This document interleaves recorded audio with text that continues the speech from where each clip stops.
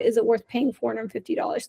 If you're going to use your free night award in the Maldives or someplace where a hotel is more than $450 a night, go for it. It makes total sense.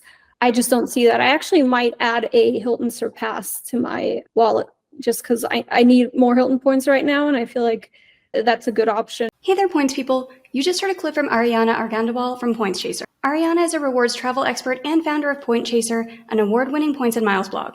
She's been writing about all things points and miles for over a decade. In addition to her blog, she has served as editor for travel and personal finance publications such as FlyerTalk, NerdWallet, The Points Guy, and USA Today. Her work has also been featured in CNN, CNBC, Business Insider, Forbes Advisor, and Fodor's Travel. In this episode, Ariana and I talk about her favorite points earning strategies and underrated loyalty programs, including Hilton Honors. We also touch on the importance of finding value in mid to lower tier hotels and the flexibility of using points for breakfast versus cash and more.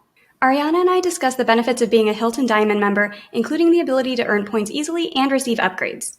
If this sounds interesting to you, consider the Hilton Surpass American Express card. Remember, if you decide to apply for the Hilton Surpass American Express card or any other card, never apply directly through Google. Always use a friend or creator's referral link. And if you're interested in supporting this show when you apply for your next card, check out geobreezetravel.com/cards. And if you're not sure what card is right for you, I offer free credit card consultations at geobreezetravel.com/consultations. And we have links to the Hilton Surpass American Express card and the free consultation form for you in the show notes as well. And now, on with the show.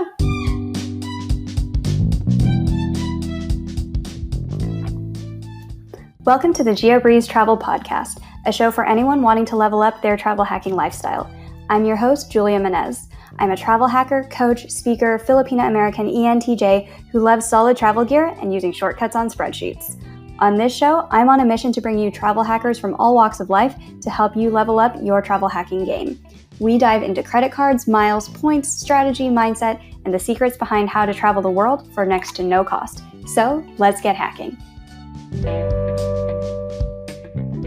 Hey Ariana, welcome to the Geobreeze Travel Podcast. Thank you. I'm happy to be here.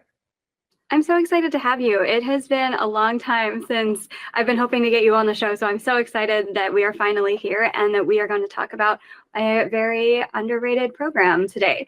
But before we jump into all of that, tell us a little bit about you and your background and how did you even get into the game of points and miles?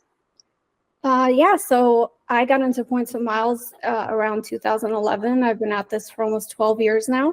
I was 2 years out of college, working a job I absolutely hated and like trying to pay off student loans and just being miserable at the time. And one day my dad called me at work and just said, you need a vacation. We're going to go back to the homeland, Afghanistan. We're going to take 2 weeks and also travel around Europe. And that trip ended up being so life-changing for me because I hadn't been out of the country for a long time, and it just totally, it revived me. So I realized I wanted to keep traveling and keep having these experiences. But as you know, travel's not always cheap. So I started Googling like how to get free or like cheap travel, and I came across this whole community of people who are, maximizing credit cards and doing crazy gift card churns and things like that to try to earn points. And I completely, fell into that world and obsessively consumed every blog I could to try to learn everything that I could about it. But yeah, and it's so strange because shortly after that, I started collecting all the information in like a Word document and sharing it with people. And eventually I realized like I should be starting a blog, which I think everyone in the space at one point thinks I should be starting a blog. But yeah, I started my blog Pointchaser only like a little under a year later. And then I got hired to work on my favorite blog at the time, which was Frugal Travel Guy. And it just kind of like turned into a career for me ever since. I've been, kind of elevating the way that I hack travel over the last decade. And I feel like in some way, the whole space has gotten better. And in some cases, it's gotten worse. But I think moving into it has been the most life-changing, the best decision I ever made because it impacted pretty much every area of my life. There was so much in that introduction that I want to follow up with. Traveling to Afghanistan, using points and miles. Is it possible? How do people do that? Yeah, it's definitely possible. I mean, it was hard a decade ago when I did it in 2012 for the second trip back home. But I think at the time I may have used Flying Blue miles to fly to like Amsterdam and then Dubai. And then you have to book a round trip ticket on an Afghan airline, to get from Dubai to Kabul. But I actually went back in October and I used my Advantage miles to fly Q Suites. And then I flew, again, my namesake airline, Ariana, round trip. So you can definitely do it on points. It's totally feasible. What is Ariana Airlines? I've never heard of this. So it's the national airline of Afghanistan. It's operated by the Afghan government. And it's an interesting experience. Like when I traveled this time, it was jarring to me because the seatbelts didn't work and the people were getting up in the middle of the flight and just like getting their luggage. And one guy was talking on the phone the whole time as we were ascending. So it's an interesting experience flying on it. But, it was my only option because you can't actually book tickets with Comair, which is the other carrier, because of sanctions or whatever. So I had to fly Ariana and it was interesting. I'm glad I did it though. Do they have any transfer partners or any airline alliances or anything like that? They have a loyalty program, but no transfer partners as of yet. I think that's probably going to be a long time coming. So speaking of transfer partners and different hacks and everything, you have been at this game for a long time. What are some of your favorite different hacks or ways to get points from days long ago where you were like, that was such a sweet spot and doesn't exist anymore? So I used to really make a killing at turning gift cards. I would buy like Visa gift cards and cash them out. I remember at one point I made like almost 350,000 miles in 1 month plus a cash profit. So unfortunately that's not out there anymore, but I kind of like just milked that for all it was worth. Nowadays, I'm into buying clubs to try to earn miles, which are really fun because you just get to do it from your computer. But are you looking for more like points hacks, like redeeming or earning? Oh no, for like earning points.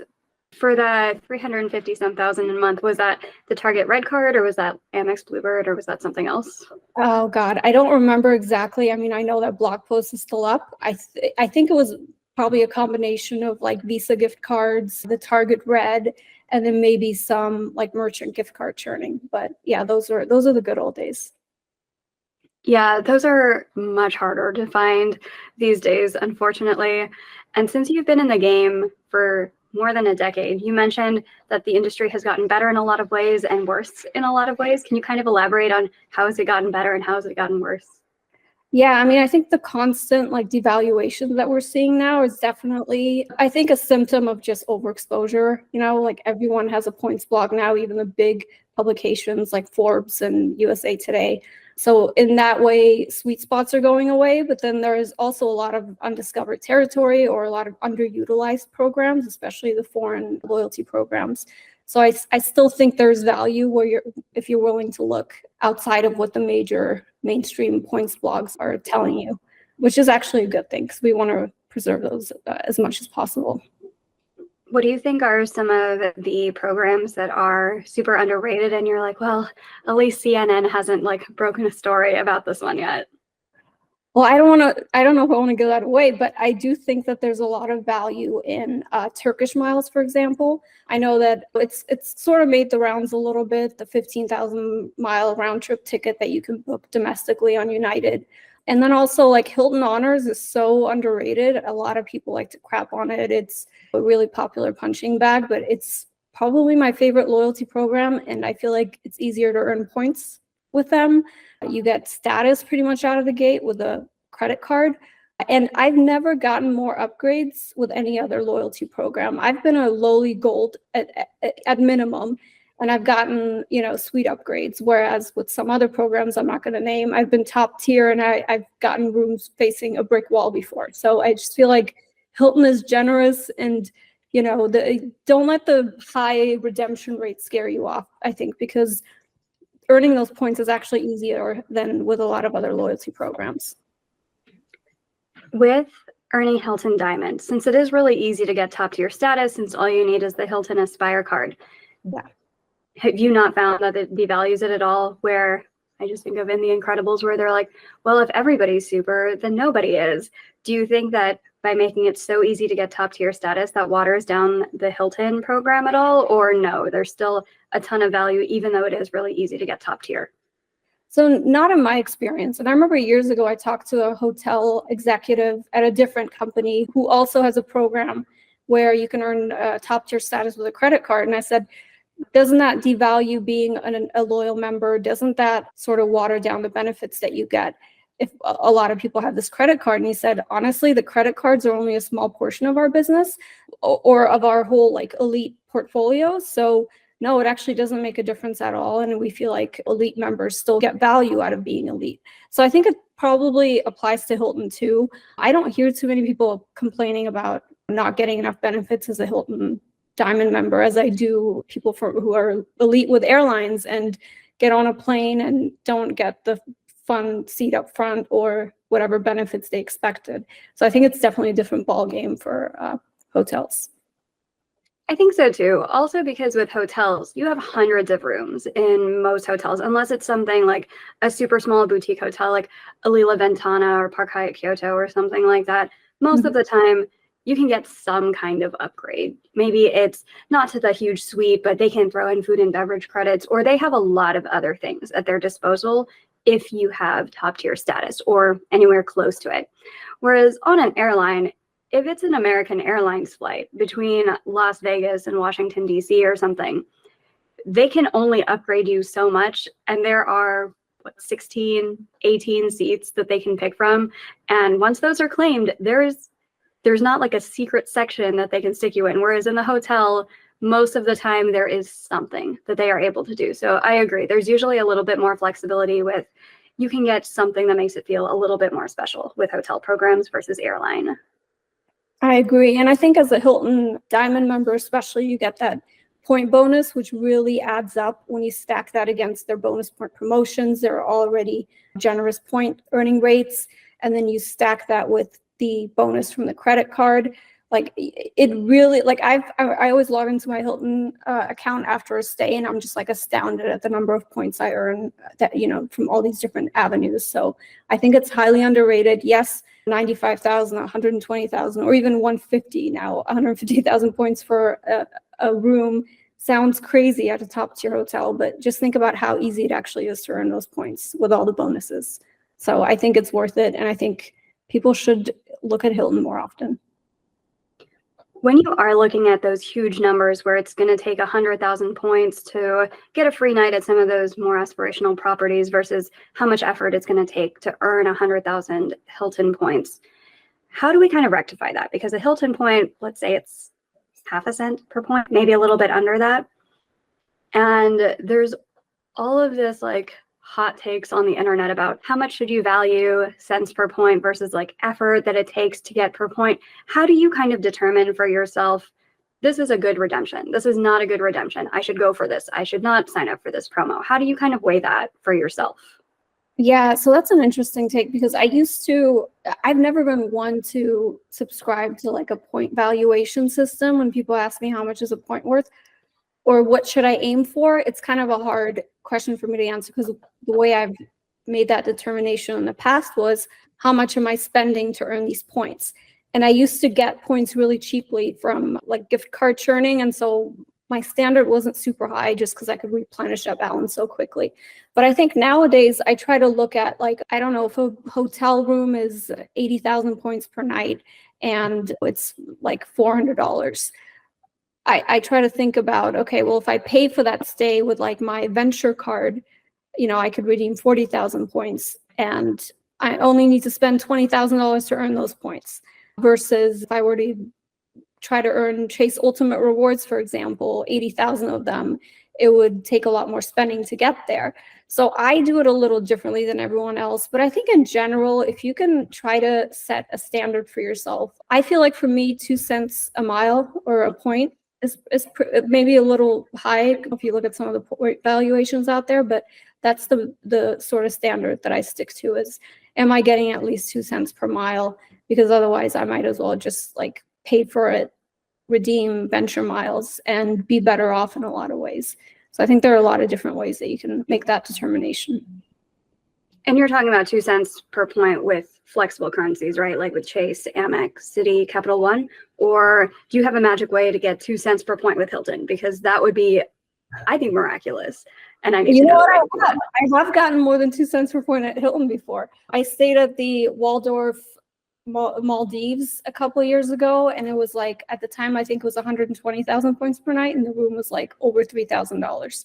So I definitely got more than 2 cents per point. But with Hilton points, I think points that are hotel points, especially Hilton IHG, are worth a little more or a little less than transferable currencies. But if I'm going to transfer points, then I definitely want to get at least 2 cents per point, just because those are so valuable. It's a complicated question to answer, I think, and you just need to sort of think, how much are these points how much do I value these points, and how easy is it for me to replenish them? I just would advise against following the herd mentality of like, you need to stay at like an ultra luxury hotel to get your money's worth for your points, because I've stayed at 5,000 point Hilton hotels where I got like almost 3 cents per point. So I feel like don't always look at the high-end luxury redemption, which most of us wouldn't even pay cash for anyway, to determine how to get the most value for your points. What are some of your favorite lower end Hilton hotels? Because when you're looking at mid to low level, that is where a lot of people are like, I mean, it's only getting me like 0.3 cents per point or something if they do subscribe to the cents per point valuation. So what are some recommendations for where you can look for these pretty good Hilton redemptions on the lower to mid tier? I feel like you can definitely get more value for your Hilton points if you look abroad. One of my favorite redemptions was at the Hilton Konya. I think it's the Hilton Garden Inn. That property was so surprising to me because I was looking for a hotel in the area. I thought about booking a boutique, but the Hilton was only 5,000. I think it was like $140 a night at the time, so a little over 2 cents, almost 3 cents per point I got out of that redemption.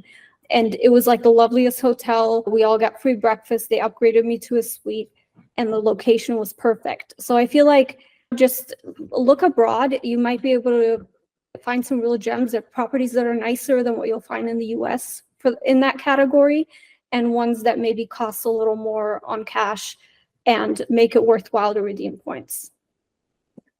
Sorry, where was this one? This was in Turkey, Konya, Turkey. My favorite Hilton I ever stayed at, I think it was one of our first points redemptions too, was the DoubleTree in Kuala Lumpur, where the hotel wasn't that expensive, but the breakfast was crazy expensive. And this was in the days where you could get free breakfast even with just gold status, which I had through Amex Platinum or something. And it was going to be like $45 per person per day.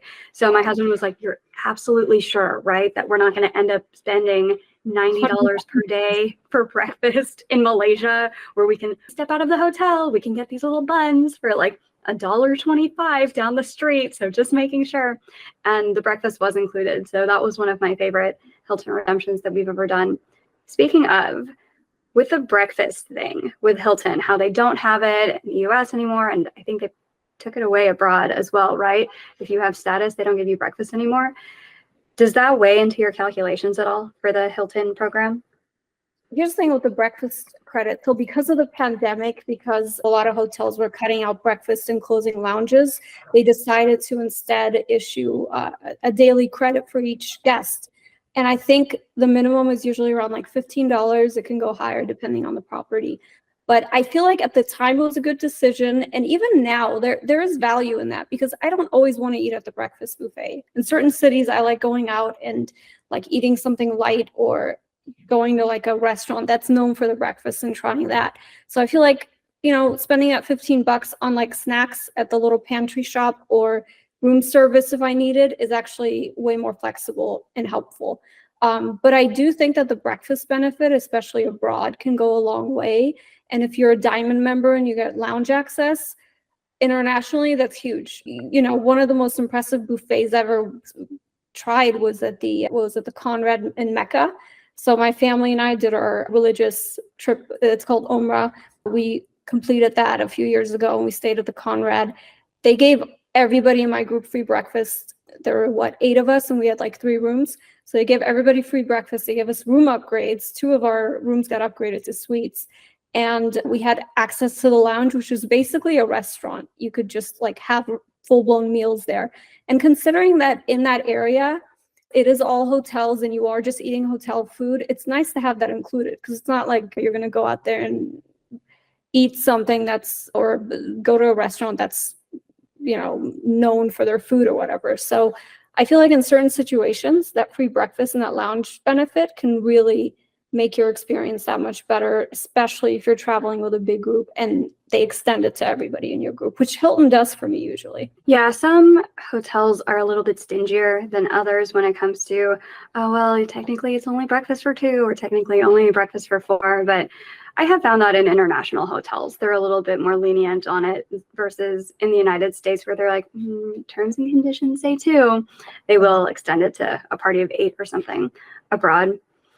And I think that's a good point about breakfast too, where if you're going to not be going out for breakfast anyway, that's when it makes sense to find a hotel that will provide breakfast for you. Like having free breakfast in the Maldives is huge. Having free breakfast in Paris, even though if you are staying at the Parc Hyatt Paris Vendôme, and they're like, oh my God, you're saving like $100 a day on breakfast because it's included. Yeah, but you could go down the street and pay €5 for a world-class baguette. So there's kind of that opportunity cost where in the Maldives, you're on a private island. You're not going to be able to go somewhere else. Actually, when I stayed at the Waldorf Astoria in the Maldives, I got there, I think like it was an early morning flight. It was like 9 o'clock when I arrived and my room wasn't ready. So they're like, go ahead and help yourself to the breakfast buffet. So I got to go and have an extra day of breakfast that would have cost me, I don't know, I don't remember. I think it was like at least $60 a person or $70 a person at that hotel. So I feel like it provides convenience, especially if you're with a big group, which I tend to travel a lot with my family, and not having to like get everybody into a car or figure out where are we going to eat and everybody let's go at this time and find somewhere where everyone's going to enjoy the food. That's a huge convenience factor for me, and I think it definitely makes it worthwhile. There are a lot of people who look down at like the breakfast benefit and be like, oh, well, you know, it's just eggs and toast. Like, yeah, but it's about the convenience of not having to think about where you're going to eat that non-consequential meal of eggs and toast. You just go downstairs, no having to get everybody in a car, and you just like don't think about it. So I really value it, I think, even though like, yeah, I wouldn't pay maybe $50 or whatever in Malaysia for breakfast, but having that convenience definitely helps.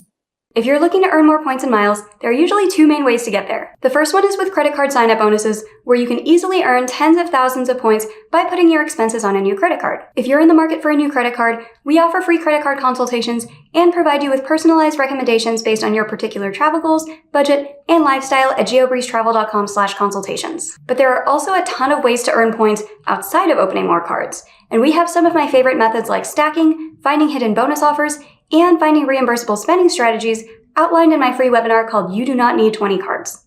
Check out the free webinar on geobreezetravel.com/webinar. And we have links to both the free consultation form and the free webinar for you in the show notes. And now, back to the show. Yeah, sometimes it's eggs and toast and not having to get 4 children into a car, into a restaurant somewhere else. So all of that kind of weighs into it as well. And I think you did make a good point earlier too about cents per point isn't the end all be all. Sometimes it's like cents per point per effort, where let's just say there was some currency of points where you can get 10 cents per point or something almost easily, but it's so hard to get that currency. That does kind of just weigh into like, oh, well, you're only getting a fraction of a penny per point, but they're basically giving these points out for free. I feel that way about the My Vegas app points, where you just set it on auto spin. And for anybody who hasn't heard of this game, you can download it in the Play Store and then the Apple Store, and then you just set it on auto spin and you don't have to give it any money. And they give you these gold tokens, hoping you get addicted to gambling. But as long as you don't actually put any money in, you're fine. And then you get these gold tokens and you get free food and rooms and buy one, get one free drinks and all this stuff in Las Vegas. And then people are like, oh, well, like, what's the cent per point? I'm like, I don't know. It's divide by 0. Like, they're just free points for running my phone battery down. So that's something to kind of keep in mind. I didn't have to spend anything to earn them. I barely had to spend any time. I usually just turn that game on when I find myself too distracted by my phone. And I'm like, I need to focus on like writing emails or turning out videos. And then I use it to kind of lock my phone. So cents per point per effort, whether you want to measure your effort in dollars you had to spend or time that you had to spend to earn those points, is I would say more accurate, but much more difficult to measure metric for how to play this whole game. And I feel like a lot of people will get caught up in that, especially during the days when I was manufactured spending. People would say, okay, you earned these points, but how much time did you spend? And on one hand, yes, I was actually very efficient with the way I did it, and it didn't cost me a lot of time, but you also can't, I feel like you can't account for every minute of your time that you spend on these things, because how much time are you spending every day, like playing a game on your phone, or like staring off into space, or like binging, or whatever it is that you're doing to kind of distract yourself from work or from billable hours. So I feel like even if you do put a little bit of effort in and it's fun for you, then you don't necessarily have to think about the effort too much. Yeah, as long as it's fun. I do find a lot of people, to avoid spending any money, they're going to be like, why spend $20 learning something if I can instead spend 20 hours watching YouTube videos that I don't want to watch?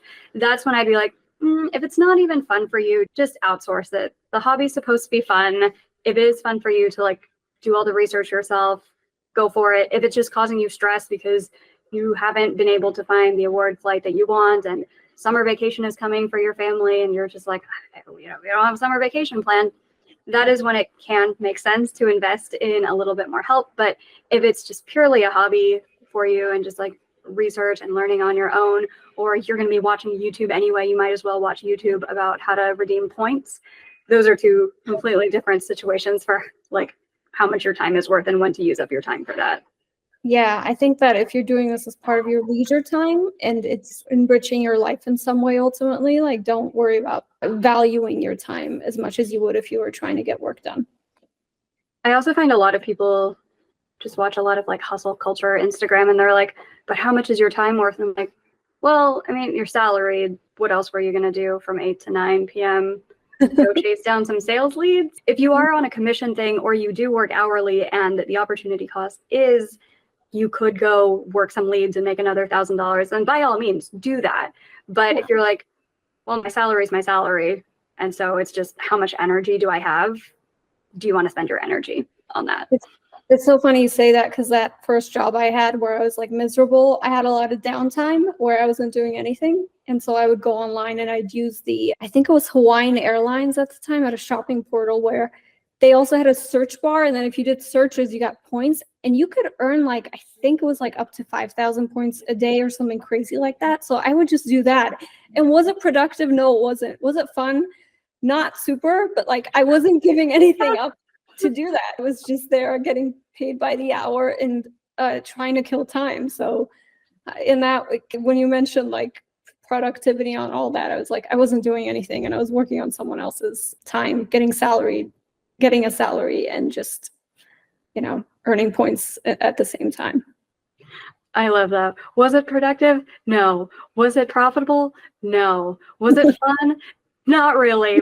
It's like 5,000 points a day, and you would get like 1 point or 1 mile for every 3 searches or something. And I was like, I will do this. That's fine. And just let me pass the time here on this hellhole. So it worked out. What are you searching for? Literally just typing words into the search bar. I used to do this with Swagbucks. It's not something I would recommend because you do get like 1 cent per search or something like that. But I would just like, I think there was like a dictionary.com of like Spanish words or something. And I was just trying like different words and just like copy pasting in words. Was it a good use of time? No. Did I even have fun doing it? No. Did I earn about 15 cents? Yeah, I guess. Would I recommend it? Not unless you're writing a story or an article and trying to be funny. Yeah. No, there's a lot of interesting ways to earn points out there, and you just got to figure out like which one gives me joy or which one is worth pursuing. Absolutely. So let's talk a little bit more about how Hilton interacts with all of the other points programs out there. Because with Hyatt, everyone's like, oh, you can transfer in Chase or Bilt points. With Marriott, people are like, yeah, just don't transfer in any points there. It's not a good use to transfer points. Is it ever a good idea to transfer like Amex points to Hilton with the 2-for-1 promos that they sometimes run?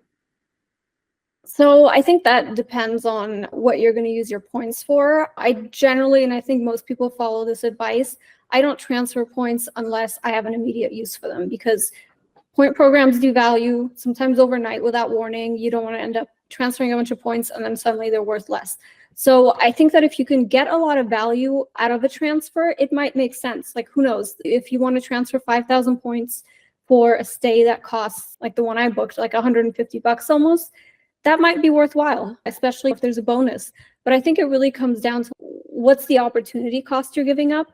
I try to think about my redemption as a whole when I'm planning a trip. So I think, okay, I need this many points for the ticket. I need this for the hotel.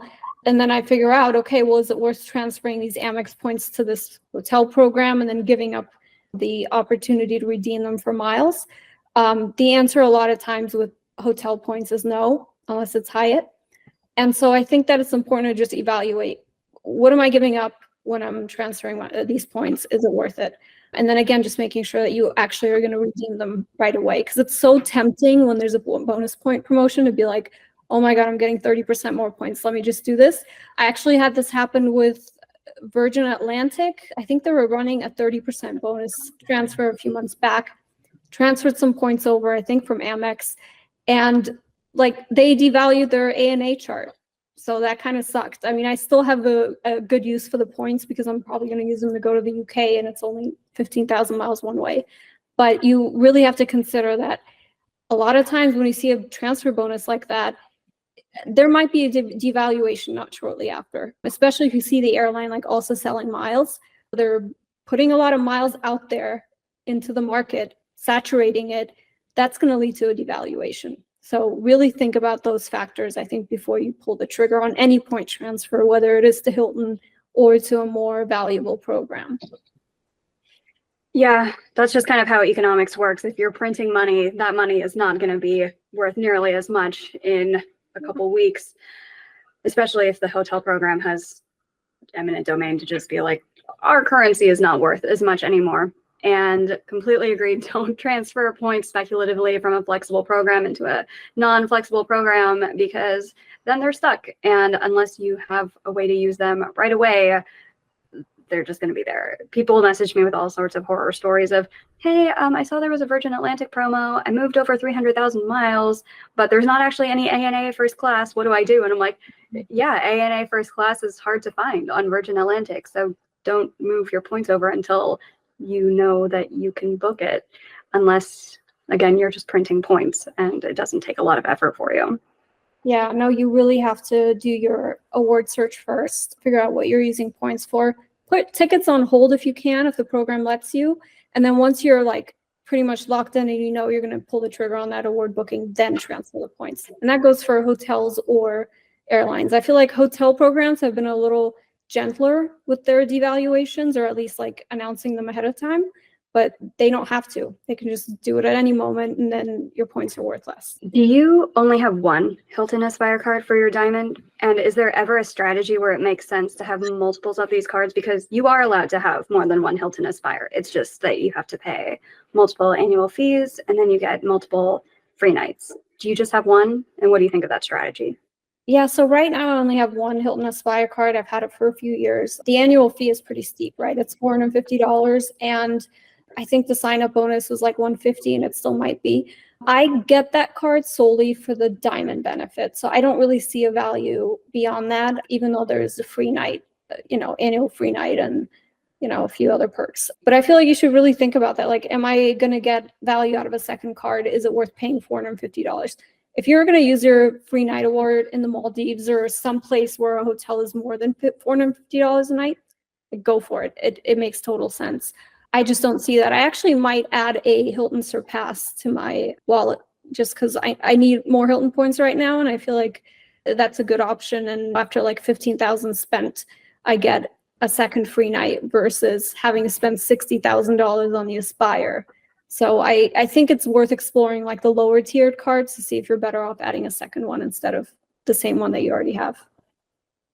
Yeah, the strategy would definitely differ based off of each person's situation, because some people might be like, well, I could just spend an extra $450 instead of an extra $15,000 and then get the extra free night if you wanted it that way. I have downgraded my Hilton Surpass card. I used to have it, and there's a story on some podcast episode where we talk about drilling holes into my eyes. I had corrective eye surgery, and that got me a free night at Hilton because that was more than $10,000. So lots of different ways to earn points and miles. And a lot of people with the Hilton Aspire to the Surpass to the Hilton Honors free version, they will upgrade and downgrade their cards just to get the airline incidental credit and the other credits that reset on a calendar year rather than on a policy year. Is that a strategy that you subscribe to, or are you just like, I'll just keep it open and then play it easy mode? Yeah, so I think about that carefully every time my annual fee is up. Is this worth it? Should I just downgrade? Ultimately, with that card, I just keep it because I do want to keep my diamond status. I don't want to spend 40 grand on the Surpass card to upgrade because that benefit is so useful to me. And then ultimately, you know what? I get a ton of credits every year from the Amex offers. I don't know if anyone's familiar with that. I'm sure your readers are, but Amex offers consist of discounts at a lot of popular retailers. I think recently I got one for 10% off my insurance bill. So I went ahead and put my car insurance under that card. And I'm always finding really helpful statement credits, whether it's at like gas stations or again, the insurance bill, cell phone bill. There's a lot of really good retail statement credits. I can log in right now and check, but I think last year alone, across all my Amex cards, I had over $500 in savings. So I take that into consideration too.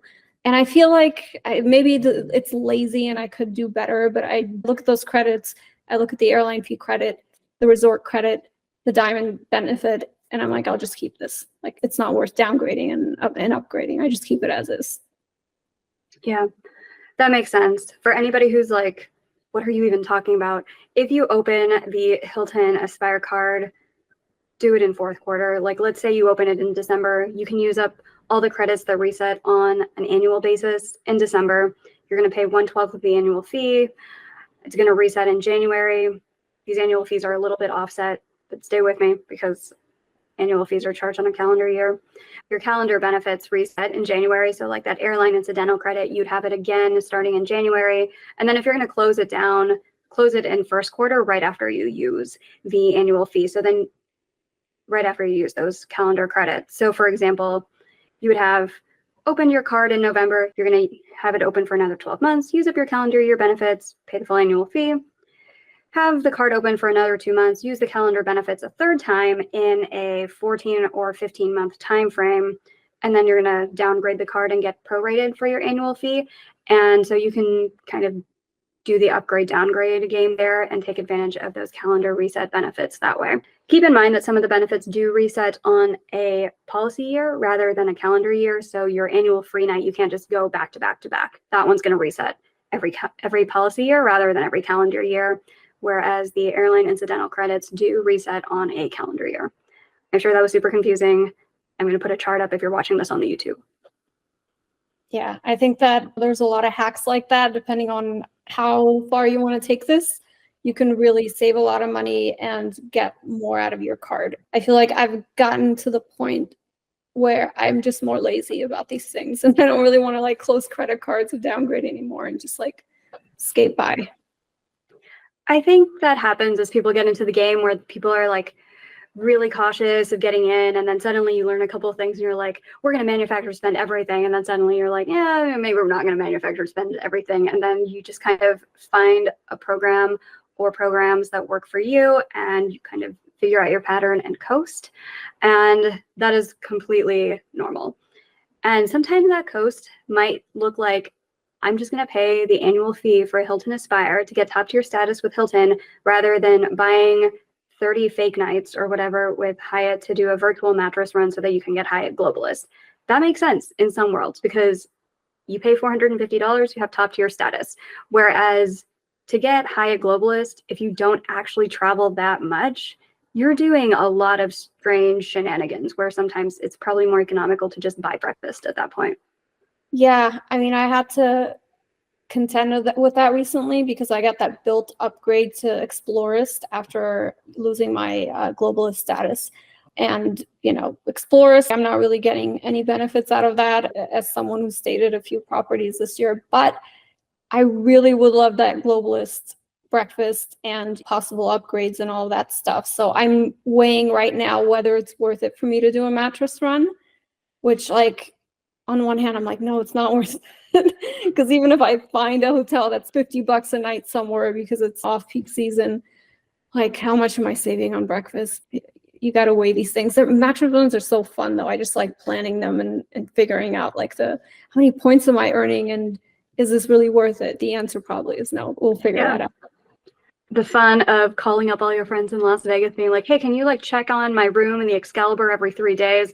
I am not that friend in Las Vegas, you guys. Do not call me to check on your room at the Excalibur where you're like, I pay $25 a night and like I need my Hyatt Globalist.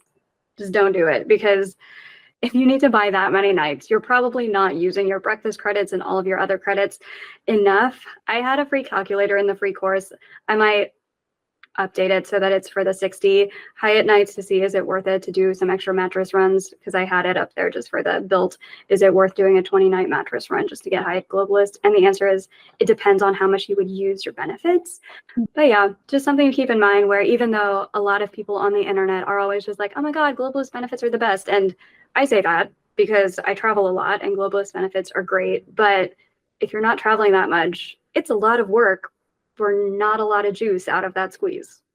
Yeah, and you know what? Actually, 5 or 6 years ago, there was this Hyatt, like, was it a status match or a challenge? I can't remember, but I think I had to complete 12 nights, and I managed to do it for $1,200, I think. And I did earn some points. Ended up with Globalist, and then I took a trip with my family to Singapore, Hong Kong, Bali, but we only stayed at Hyatt hotels in Singapore and Hong Kong.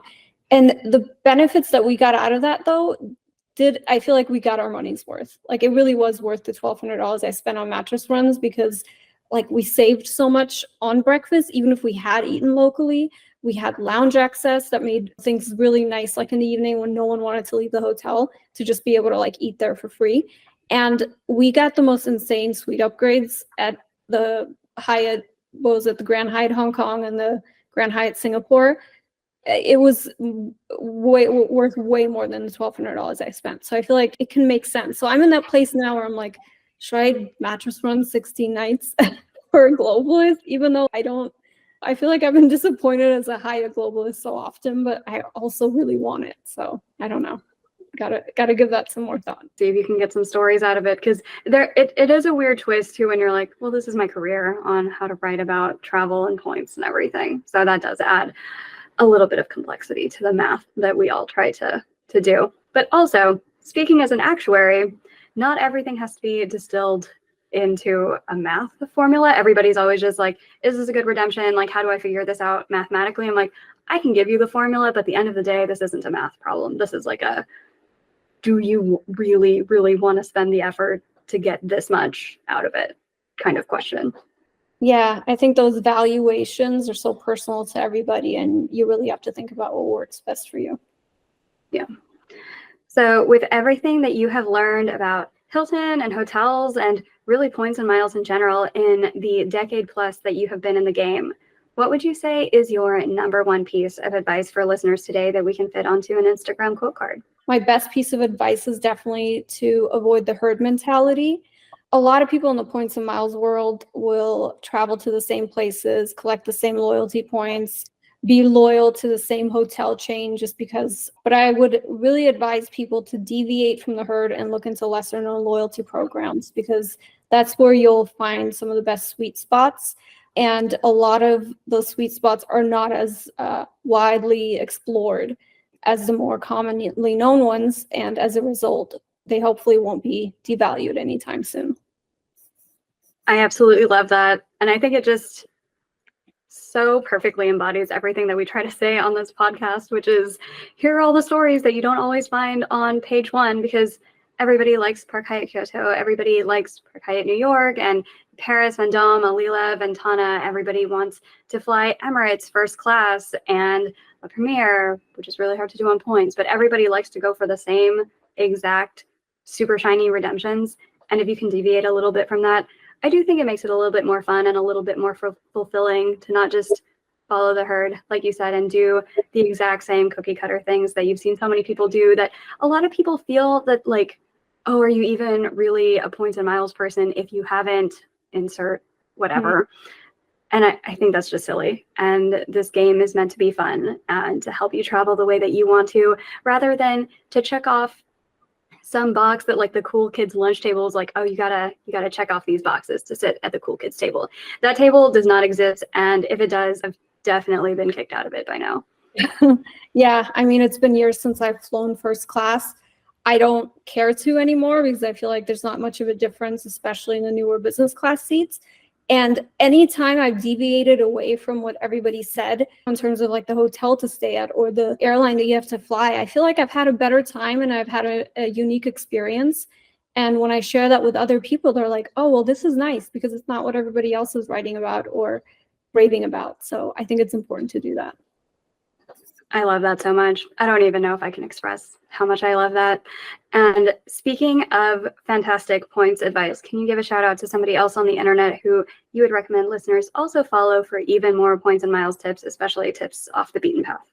Yeah, there are a lot of really great people, but my favorites right now are my friends Ben and John at No Moss Coach.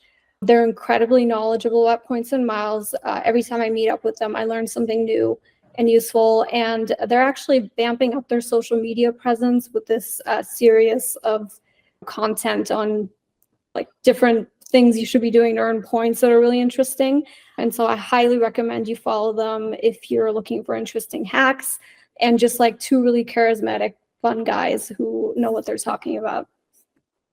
I met them recently at the Freddie Awards in Washington, D.C., and they are so nice and also so hilarious and entertaining. I definitely need to get them on the show. Yeah, no, definitely get them on. They're very different, like night and day, but very lovely guys and super smart. At CardCon, John had this little like round table on points. I think, like it was like 5 or 6 people. And everyone was just like mesmerized by him. And he was giving all these incredible hacks that people who have been at this, like me, for over a decade didn't know about. So they're both, I think, ones to follow. And they share that account, which is No Moss Coach. Fantastic. And where can we find you on the internet? So you can find me mostly on Instagram at Pointchaser. And then I also relaunched my blog recently. Pointchaser.com is up and running. I'm going to be writing a lot more content about travel hacking, manufactured spending, and all that fun stuff. Yeah, Instagram and Pointchaser.com. Fantastic. Well, I'm sure you are going to get a lot of follows after this episode. Thank you again so much, Ariana, for coming onto the show and sharing about your experiences with points and miles and how Hilton is an underrated program that more people should go check out. Yeah, thank you for having me. I'm so glad we finally got to do this.